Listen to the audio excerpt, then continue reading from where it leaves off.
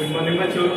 पिछले वीडियो में हम लोग साइंस से संबंधित क्वेश्चन आंसर कर रहे थे और समझ रहे थे, ठीक है। उसी टॉपिक में इसको भी लिखना है और समझना है, ठीक है।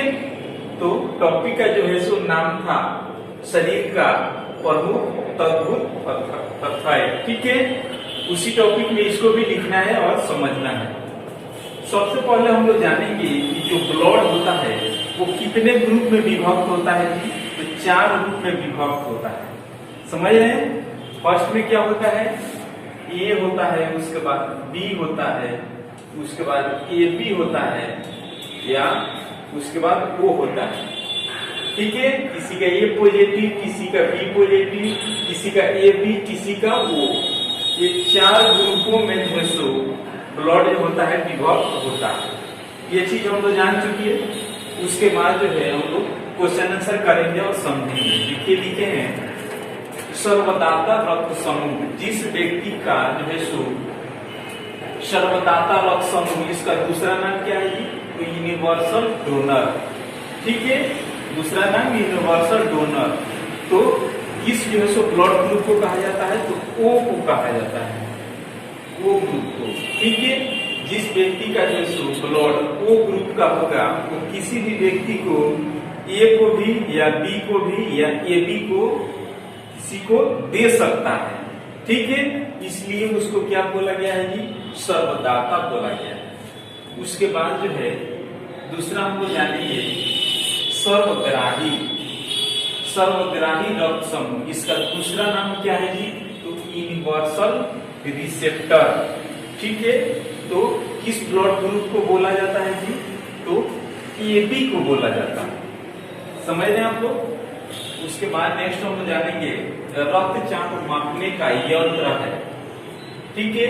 तो रक्तचाप मापने का जो है यंत्र है स्पीडोमीटर से मापा जाता है, समझ रहे हैं। उसके बाद जो है नेक्स्ट इसमें जानेंगे भोजन का पाचन जो है परवम होता है। भोजन का जो है पाचन जो है कहां से प्रारंभ होता है, तो मुख से प्रारंभ होता है, समझ रहे हैं। उसके बाद जो है आपसे पूछा जाए कि भोजन जो है सबसे अधिक किसमें सबसे अधिक पाचन होता है, तो जो होता है छोटी आंत में सबसे अधिक पाचन होता है। तो आगे हम लोग इसमें जानेंगे। देखिए पचे हुए भोजन को अवशोषण करता है, ठीक है। पचे हुए भोजन को जो है सो अवशोषण करता है, छोटी आंत करता है, ठीक है। तो इसमें हम लोग क्या आंसर लिखेंगे, छोटी आंत। इसमें जो है सो देखिएगा कि जो परीक्षा होता है उसमें ऑप्शन में दिया रहता है क्या, बड़ी आंत भी दिया रहता है, छोटी आंत दिया रहता है, और भी 2-3 ऑप्शन दिया रहता है। तो ये सब ध्यान में रखिएगा। भोजन का जो सबसे ज्यादा पाचन जो होता है वो छोटी आंत में होता है, ई ना कि बड़ी आंत में, ठीक है। उसके बाद हम लोग जानेंगे पित्त का स्त्रावित होता है।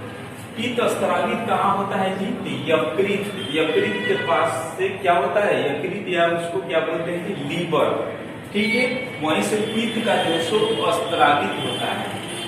उसके बाद जो है विटामिन ए संचित होता है।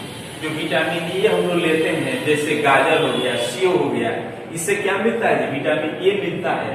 उसको जो है कहाँ पे संचित होता है, तो यकृत या लीवर में संचित होता है, समझ रहे हैं। उसके बाद जो है नेक्स्ट इसमें जानेंगे शरीर की सबसे बड़ी ग्रंथि है। शरीर के जो है सबसे बड़ी ग्रंथि जो होता है कौन सा होता है जी, यकृत, यकृत या लीवर, ठीक है। यकृत कहिए या लीवर कहिए, शरीर का जो है सो सबसे बड़ी ग्रंथि होता है, ठीक है। और जो है सो इसी से संबंधित एक और क्वेश्चन देता है, मानव शरीर का जो है सो सबसे बड़ी कोशिका, ठीक है। तो मानव शरीर का जो है सबसे बड़ी कोशिका होता है वो तंत्रिका कोशिका होता है। वो कहाँ पे स्थित हो जाएगी, तो मस्तिष्क में स्थित होता है, ब्रेन में, ठीक है। उसके बाद जो है नेक्स्ट इसमें जानेंगे हम लोग शरीर की सबसे छोटी ग्रंथि है। शरीर की जो है सबसे छोटी जो ग्रंथि होता है वो कौन सा होता है जी, तो पिट्यूटरी ग्रंथि।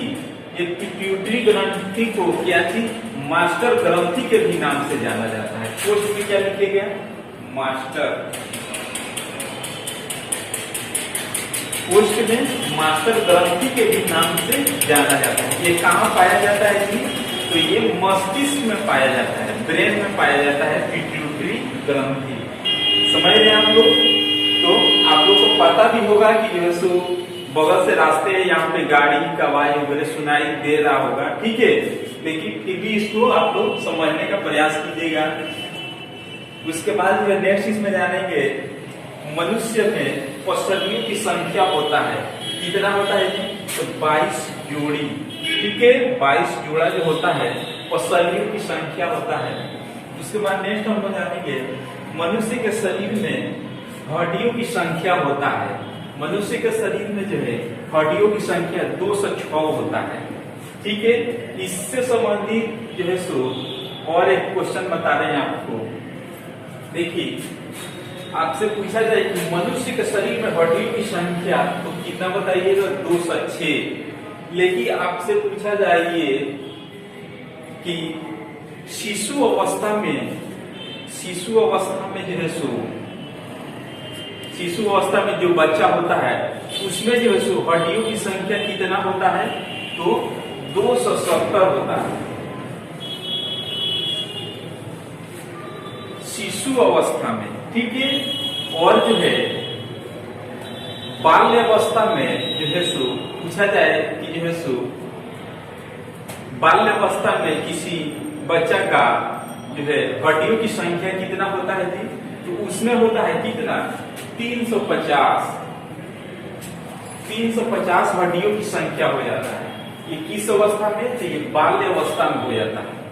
लेकिन जो है यही आपसे पूछा जाए किशोरावस्था में, ठीक है, तो किशोरावस्था में हो जाता है कितना? 206 हो जाता है। तो ये सब जो है सो कॉन्सेप्ट जो है सो आप लोग याद रखिएगा। अधिकतर जो है सो यही पूछा जाता है, लेकिन कभी कभी शिशु का भी आप लोग हड्डियों की संख्या पूछे तो आप लोग याद रखिएगा इसको, ठीक है। तो आज के वीडियो में इतना ही, और इसके आगे जो है सो कल हम लोग जानकारी करेंगे। तब तक के लिए धन्यवाद।